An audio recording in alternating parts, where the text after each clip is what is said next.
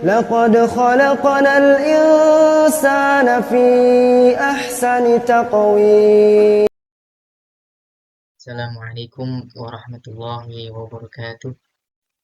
Yang pertama-tama yang saya hormati Bapak Ali Imron selaku dosen pengampu mata kuliah Ulumul Quran, dan juga yang kedua, kenalkan nama saya Rauf Ridho dengan NIM 18 dari program studi biologi Fakultas Sains dan Teknologi di Universitas Islam Negeri Sunan Kalijaga, Yogyakarta. Pada video kali ini saya ingin membahas review buku yang berjudul Islam dan Evolusi, Paradigma Evolusi Modern, karya dari Dr. Sohaib Ahmed Malik, yang di dalamnya terdapat pemikiran-pemikiran atau teologi-teologi Asy'arisme yang dikemukakan oleh ulama terkenal yaitu Imam Al-Ghazali. Tujuan saya membuat video ini adalah untuk tugas akhir mata kuliah Ulumul Quran. Untuk lebih lanjutnya lagi, mari kita bahas di slide-slide berikutnya. Pada slide pertama ini terdapat biografi singkat ya tentang penulis. Dr. Sohaib Ahmed Malik ini adalah seorang saintis di bidang teknik kimia, namun ia beralih ke bidang teologi dan filsafat. Dan Dr. Malik ini juga lulusan dari Universitas Nottingham. Selepas menamatkan jenjang pendidikan doktoralnya, kemudian ia mengambil pendidikan magister dalam bidang sains dan agama di Universitas Edinburgh. Saat ini pula Dr. Ahmad Malik tengah menempuh studi doktoral yang keduanya di bidang teologi di Universitas Saint Mary Inggris. Dan Dr. Malik saat ini menjadi asisten profesor bidang natural science di Universitas Zayed, Dubai. Ia fokus pada penelitian tentang topik sains dan agama dan teologi dan Islam. Selain buku ini juga ia menulis banyak buku. Salah satunya itu ada buku Atheist and Islam, A Contemporary Discourse tahun 2018. Dan masih banyak lagi karya-karya ilmiah beliau dan juga jurnal-jurnalnya yang dipublikasikan.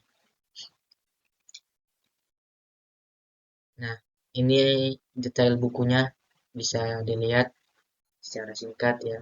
Mungkin judul bukunya Islam dan Evolusi, Paradigma Evolusi Islam. Penulis Dr. Sohaib Ahmed Malik, ya, penerbit Routledge, dan juga tahun terbit 2021. Baik, langsung saja ke slide berikutnya.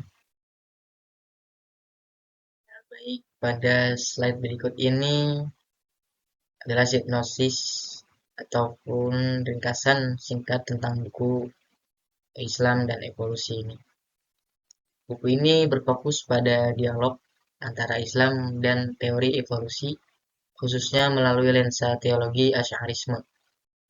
Ya, teologi Asy'arisme ini merupakan teologi dalam ajaran Islam yang disebut juga Asy'ariyah yang didirikan oleh Imam Abu Al-Hasan Al-Asy'ari pada abad ke-9 atau 10.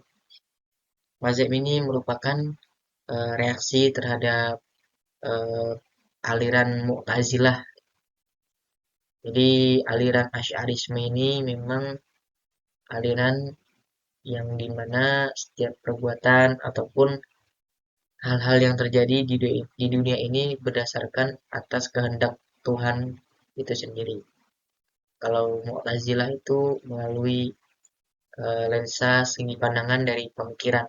Jadi kalau Asy'arisme ini melalui pandangan yang berdasarkan memang itu adalah sudah takdir dari Tuhan. Tapi kalau di Mu'tazilah itu sendiri apapun yang terjadi kepada seseorang itu sendiri itu adalah perbuatan dia sendiri atas kehendak dia sendiri dan atas kemauan dia sendiri gitu.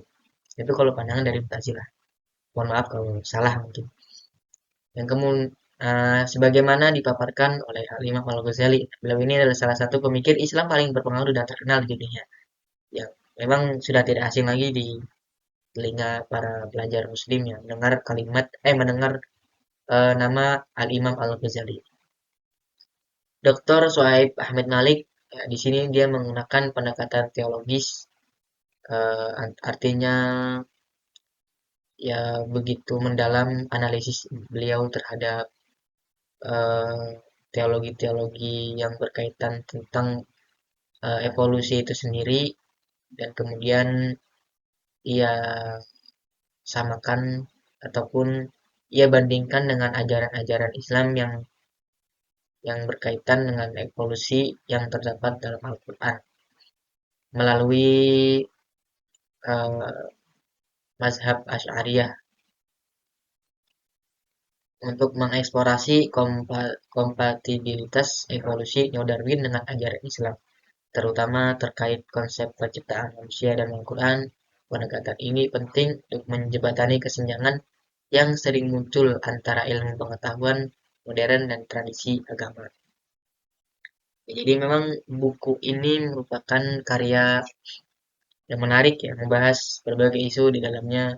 Ada biologi, evolusi, filsafat, teologi, dan rancangan cerdas, serta tanggapan kaum Kristiani terhadap evolusi, dan banyak lagi. Ya, tujuan buku ini adalah untuk menyoroti perdebatan utama dalam komunitas Muslim eh, mengenai evolusi dan melihat apakah perdebatan tersebut sesuai dengan paradigma Asy'ari yang telah dikemukakan oleh Al-Imam Al-Ghazali. Mungkin lebih lanjut terkait isi buku ini akan saya jelaskan pada slide berikutnya. Baik, pada slide berikut ini eh, terdapat isi dari buku Islam dan Evolusi yang telah saya bagi menjadi 4 bagian utama. Yang pertama itu adalah menetapkan konsep ya. Yang kedua, perspektif Islam tentang evolusi. Jadi yang pertama, menetapkan konsep. Memang dalam buku Islam dan Evolusi, bagian pertama memang dijelaskan teori evolusi yang dikemukakan oleh Charles Darwin dalam bukunya yang berjudul On the Origin of Species pada tahun 1859, dan juga di dalamnya terdapat bukti-bukti nyata tentang evolusi memang benar-benar terjadi dalam muka bumi ini atau dalam alam semesta ini. Kemudian juga terjadi perdebatan-perdebatan di kalangan ulama, maaf, di kalangan para ilmuwan dan juga agamawan, atau disebut para ulama-ulama. Memang dari para kalangan ulama ada yang berbeda pandangan terkait evolusi. Ya, perbedaan pandangan di kalangan ulama itu karena mencakup eh, mekanisme spesifik evolusi itu sendiri ya. Misalnya kecepatan perubahan evolusi atau yang disebut sebagai gradualisme versus punctuated equilibrium, atau lebih jelasnya disebut sebagai detail proses genetik. Itu yang terjadi di kalangan para ilmuwan. Dan dalam kalangan agamawan, perdebatan tersebut terjadi karena beberapa ulama memang ada yang menerima teori evolusi karena berkaitan dengan mekanisme alam dan hukum alam, yang mana memang hukum alam itu tersebut eh, diciptakan oleh Allah itu sendiri dengan kekuasaan beliau. Dan juga ada juga yang menolak dari pandangan para agamawan. Mereka menolak dengan dalih karena teori evolusi ini bertentangan dengan ajaran penciptaan Nabi Adam dan juga penciptaan alam semesta ini yang memang mutlak seutuhnya. Alam semesta ini diciptakan oleh Allah. Ya. Jadi memang dalam pandangan ulama juga memang ada yang berbeda pandangan terkait eh, teori-teori evolusi tersebut yang dikemukakan Charles Darwin. dan juga responsi Kristen dan Islam. Dan sama, responsi Kristen dan Islam juga ada kelompok yang menerimanya dan juga ada yang menolaknya.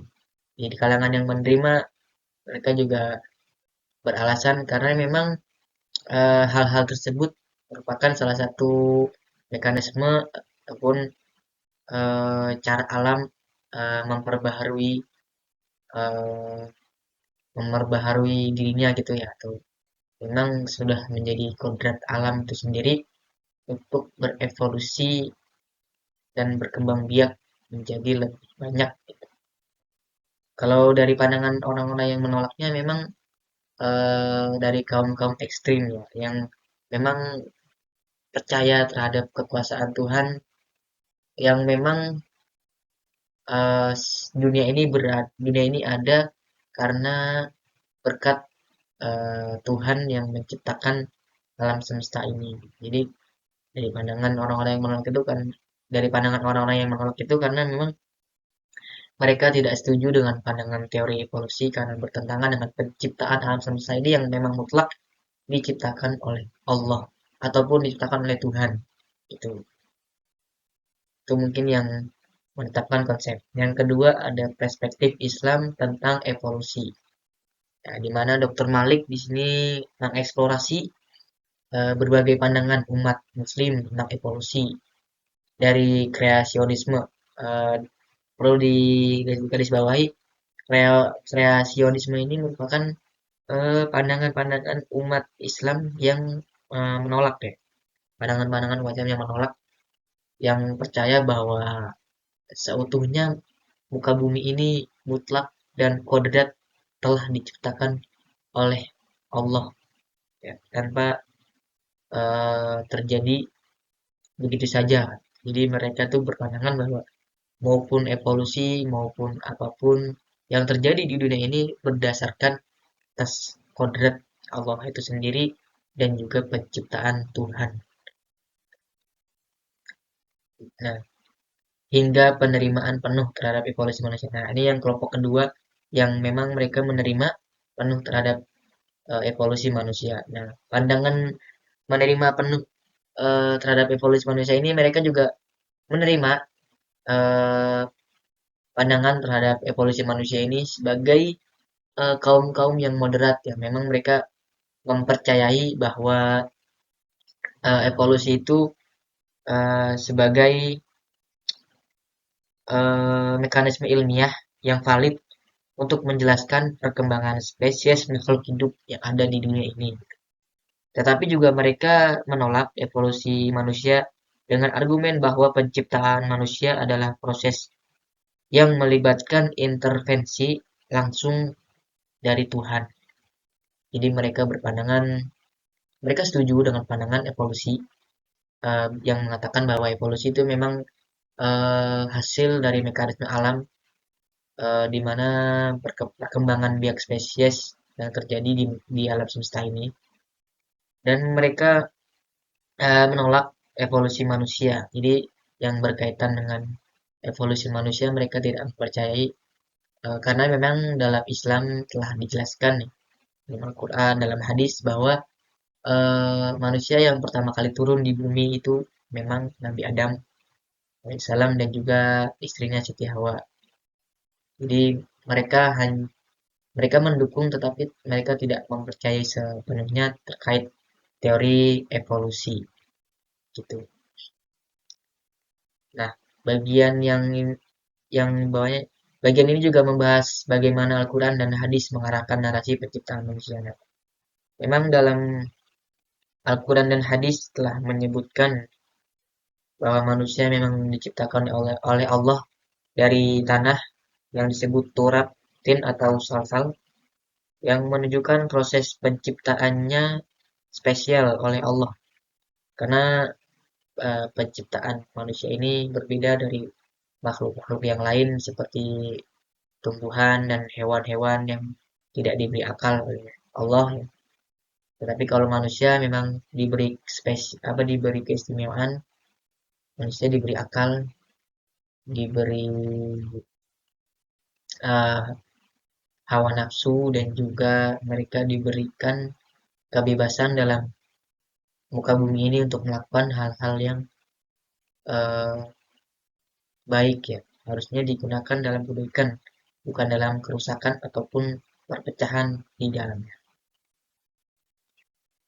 Ya, jadi intinya dari perspektif Islam tentang evolusi dalam buku ini memang menunjukkan bahwa diskusi tentang evolusi dalam Islam tidak hanya melibatkan aspek ilmiah saja, tetapi juga menyentuh isu tafsir teks agama dan juga bagaimana umat Muslim memahami hubungan antara wahyu dan ilmu pengetahuan.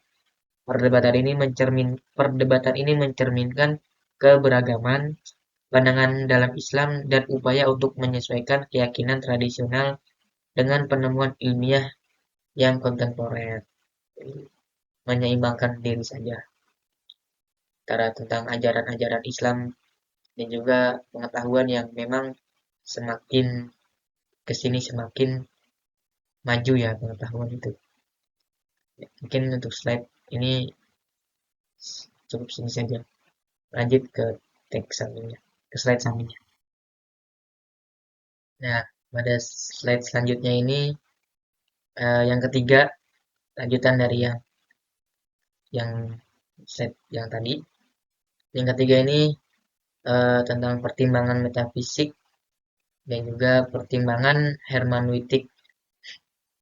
Di dalam buku tersebut, dalam buku Islam dan Evolusi, memang Dr. Malik mengevaluasi masalah metafisika seperti peran Tuhan dalam penciptaan, konsep peluang dalam evolusi, dan argumen desain cerdas. Penulis atau Dr. Malik juga menunjukkan bahwa prinsip-prinsip Asy'arisme termasuk teologi Imam Al-Ghazali dapat mendukung sebagian besar aspek evolusi tanpa menentang doktrin teologis Islam.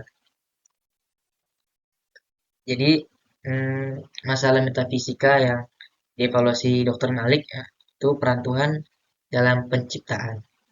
Nah, Dr. Malik membahas bagaimana Tuhan dipahami dalam konteks evolusi dalam pandangan metafisik Islam. Tuhan adalah pencipta yang berkuasa penuh atas alam semesta. Ini menimbulkan pertanyaan, apakah evolusi yang sering dipahami sebagai proses alami tanpa intervensi langsung bertentangan dengan konsep Tuhan yang aktif dalam penciptaan. Dr. Malik mengevaluasi bagaimana konsep ini bisa dijembatani melalui prinsip-prinsip teologis Islami. Ya, kemudian ada uh, konsep peluang dalam evolusi. Ya, di sini disebutkan konsep peluang dalam evolusi. Ya. Dalam teori evolusi, proses mutasi genetik dan seleksi alam sering dianggap melibatkan elemen peluang atau disebut randomness. Dr. Malik juga meninjau apakah konsep peluang ini dapat diterima dalam teologi Islam, dalam tradisi Islam termasuk dalam teologi Asy'arisme. Tidak ada yang terjadi tanpa izin atau kehendak dari Allah Subhanahu wa taala. Sehingga peluang atau kebetulan dianggap sebagai bagian dari kehendak dan rencana ilahi. Yang selanjutnya penjelasan argumen desain cerdas. Argumen desain cerdas menyatakan bahwa kompleksitas alam semesta menunjukkan adanya perancang atau yang disebut Tuhan. Artinya yang merancang ataupun yang berkehendak atas yang terjadi di dunia ini adalah Tuhan itu sendiri. Dr. Malik mengevaluasi apakah argumen ini dapat selaras dengan evolusi. Dalam konteks Islam, kompleksitas ciptaan sering digunakan untuk membuktikan kebijaksanaan dan kekuasaan Allah, tetapi ini tidak berarti menolak evolusi sebagai mekanisme penciptaan Tuhan. Dan juga disebutkan prinsip-prinsip dari Asy'arisme. Jadi kalau dalam Asy'arisme itu ada namanya sebuah kedaulatan mutlak Allah. Dalam Asy'arisme Allah memiliki kontrol mutlak atas segala sesuatu. Proses evolusi dapat dipandang sebagai mekanisme yang dikehendaki dan diarahkan oleh Allah, bukan sebagai proses acak yang sepenuhnya independen dari kehendaknya. Hal ini menunjukkan integritas antara evolusi dan teologi Islam. Nah, nah, itu merupakan pertimbangan metafisik yang dijelaskan dalam buku Islam dan Evolusi oleh Dr. Malik. Nah, kemudian ada pertimbangan hermeneutik ya. Bagian ini memanfaatkan kerangka hermeneutika atau disebut metode penafsiran teks oleh Imam Al-Ghazali untuk memahami bagaimana teks-teks keagamaan dapat diinterpretasikan dalam konteks evolusi. Dr. Malik menyimpulkan bahwa pendekatan Imam Al-Ghazali kompatibel dengan pandangan Adamic Exceptionalism. Jadi Adamic Exceptionalism ini merupakan sebuah pemahaman bahwa setiap manusia memang berasal dari Nabi Adam dan Siti Hawa. Namun sulit untuk mendukung evolusi manusia secara keseluruhan.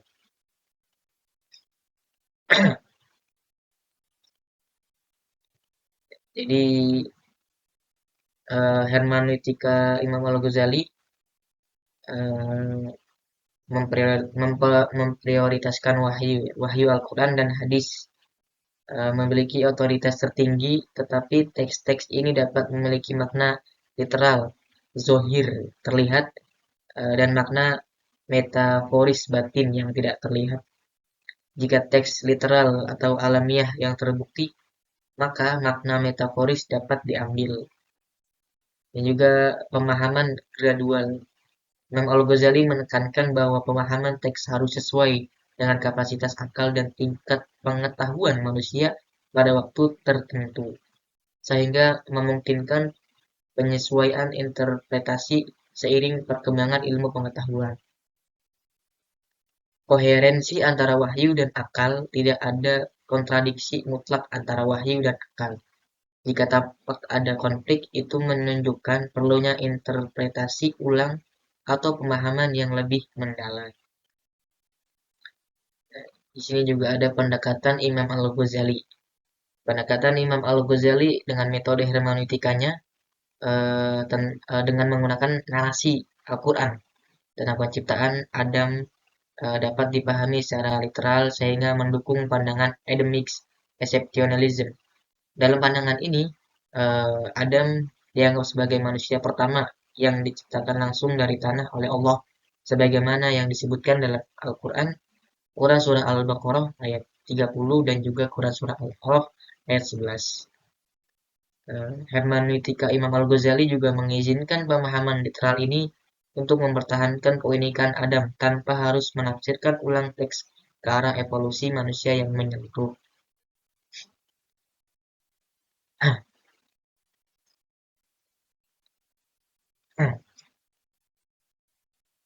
Jadi di sini memang Dr. Malik menggarisbawahi perlunya pendekatan teologis yang lebih fleksibel jika umat muslim ingin menerima evolusi manusia sepenuhnya tanpa menolak doktrin inti agama. Jadi pendekatan hermeneutika Imam Al-Ghazali yang mendukung pandangan Adamic Exceptionalism karena konsisten dengan teks-teks Al-Quran dan hadis yang menyebutkan penciptaan Adam secara langsung. Namun, pendekatan ini tidak sepenuhnya kompatibel dengan teori evolusi manusia secara keseluruhan. Karena evolusi itu sendiri melibatkan proses bertahap yang tampaknya bertentangan dengan prinsip penciptaan Adam yang unik.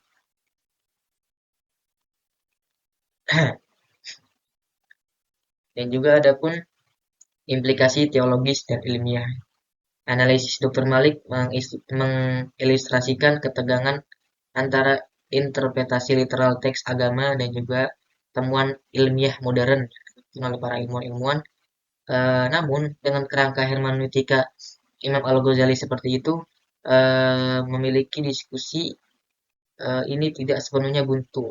Pendekatan ini memungkinkan dialog yang lebih dalam antara teologi Islam dan teori evolusi. Meskipun pada akhirnya ada batasan dalam menjembatani keduanya secara penuh.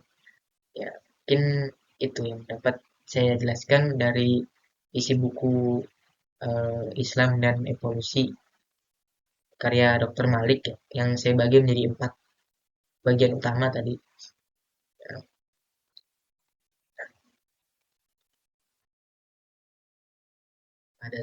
Pada saat ini keunggulan tentang buku tersebut ya, tentang buku Islam dan Evolusi. Yang pertama itu pendekatan interdisipliner. Dr. Malik berhasil menggabungkan ilmu pengetahuan, filsafat, dan teologi dengan sangat mendalam.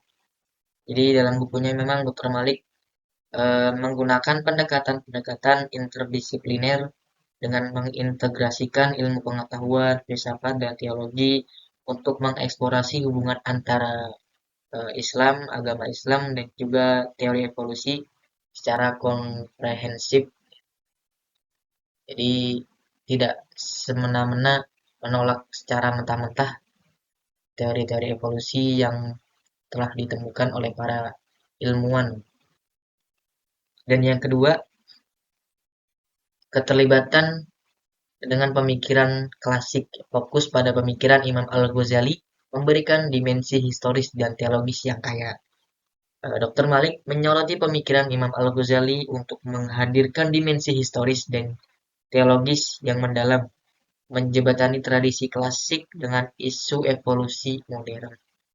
Jadi memang meskipun ajaran-ajaran daripada Imam Al-Ghazali yang dahulu telah beliau ajarkan, kemudian kita sebagai mahasiswa di generasi-generasi selanjutnya ini harus terus mempelajari karya-karya beliau dan kita gabungkan antara pengetahuan yang modern saat ini dengan eh, pemikiran-pemikiran ulama di zaman dahulu ya. Seperti ya pemikiran Imam Al-Ghazali dan juga ada lagi Ibnu Sina, kemudian Imam Syafi'i atau Imam Hanbali atau Imam Malik atau Imam Hanafi ataupun ulama-ulama yang telah mendedikasikan hidupnya dalam kemajuan teknologi di agama Islam. Kita sebagai murid-murid yang saat ini sedang belajar, kita harus mempelajari dan juga kita harus menjaga uh, karya-karya ilmu-ilmu beliau yang telah wafat. Dan yang ketiga, yang terakhir adalah analisis mendalam. Buku ini tidak hanya menyajikan argumen pro kontra, tetapi juga menawarkan solusi teologis yang inovatif dan mendalam. Jadi, buku ini memang memberikan analisis mendalam dengan melampaui sekedar menyajikan argumen pro dan kontra tentang evolusi dalam Islam.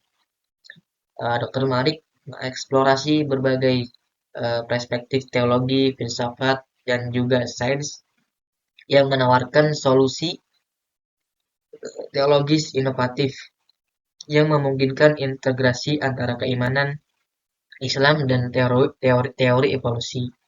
Ia tidak hanya mempertimbangkan pandangan klasik seperti pemikiran Imam Al-Ghazali, tetapi juga mengembangkan pendekatan yang baru yang relevan dengan tantangan ilmu-ilmu modern seperti sekarang ini. Menjadikan buku ini kontribusi signifikan dalam dialog antara agama dan ilmu pengetahuan yang modern. Nah, berikut adalah kesimpulan yang telah saya simpulkan dari buku Islam dan Evolusi yang telah saya baca keseluruhannya. Ya, dapat disimpulkan di sini buku ini merupakan kontribusi penting bagi dialog antara Islam dan ilmu pengetahuan, khususnya dalam diskusi evolusi dengan memanfaatkan pemikiran Imam Al-Ghazali. Dr. Malik juga di sini berhasil menunjukkan bagaimana prinsip-prinsip teologi klasik dapat berinteraksi secara konstruktif dengan tantangan intelektual modern. Buku ini direkomendasikan bagi para cendekiawan, mahasiswa, dan siapa saja yang tertarik pada topik agama dan sains. Baiklah, inilah ini adalah akhir dari perjumpaan kita. Saya ucapkan terima kasih atas perhatiannya, dan juga saya mohon maaf atas segala kesalahan tutur kata dan juga kesalahan dalam penjelasan. Mohon maaf jika ada kesalahan ataupun memang ada penjelasan yang kurang jelas. Mohon bisa di kolom komentar karena saya sejatinya masih belajar. Maklum, kesalahan datangnya dari diri saya dan juga segala kebenaran datangnya dari Allah Subhanahu wa taala. Unzur maqala wala tanzur man qala. Wabillahi taufiq wal hidayah. Assalamualaikum warahmatullahi wabarakatuh.